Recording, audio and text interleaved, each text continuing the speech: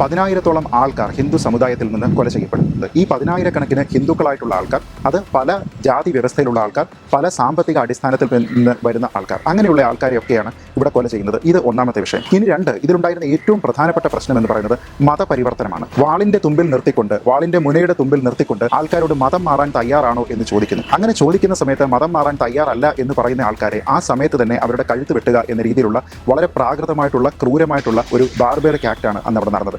ഇതിന് സ്വാതന്ത്ര്യ സമരവുമായിട്ട് എന്താണ് ബന്ധം? ഇതിന് കർഷക സമരവുമായിട്ട് എന്താണ് ബന്ധം? വീടുകളിൽ വന്നിട്ട് പുരുഷന്മാരായിട്ടുള്ള, അതായത് ഭർത്താവാകാം, സഹോദരനാകാം, അങ്ങനെയുള്ള ആൾക്കാരെ സാക്ഷിയാക്കിക്കൊണ്ട് സ്ത്രീകളെ മാനഭംഗപ്പെടുത്തുന്ന, അതിക്രൂരമായി ബലാത്സംഗം ചെയ്യുന്ന ഒരുപാട് ഇൻസിഡന്റുകൾ അന്നുണ്ടായിട്ടുണ്ട്. അവിടെ സ്ത്രീകൾക്ക് നേരെ നടന്നിരുന്ന ആക്രമണങ്ങൾ, അതിക്രമങ്ങൾ തുടങ്ങിയ കാര്യങ്ങൾക്ക് ചരിത്രത്തിൽ മറ്റൊരു രീതിയിലുള്ള സമാനതകളുമില്ല എന്നാണ്. കൂട്ടത്തോടുകൂടി 10-40 ആൾക്കാരെ ഒരു കിണറിനടുത്തേക്ക് കൊണ്ടുവന്നതിന് ശേഷം മതം മാറാൻ തയ്യാറല്ല എന്ന് പറയുന്ന സമയത്ത് അതിലൊരു 36-38 ആൾക്കാരെ കൊന്ന് ആ കിണറ്റിലേക്ക് തന്നെ തള്ളുന്നു. 3 ദിവസങ്ങൾക്കിപ്പുറവും ആ കിണറ്റിൽ നിന്ന് പാതി മരിച്ച മനുഷ്യരുടെ കരച്ചിലുകൾ മറ്റുള്ളവർക്ക് കേൾക്കാം എന്ന് പറയുന്നു.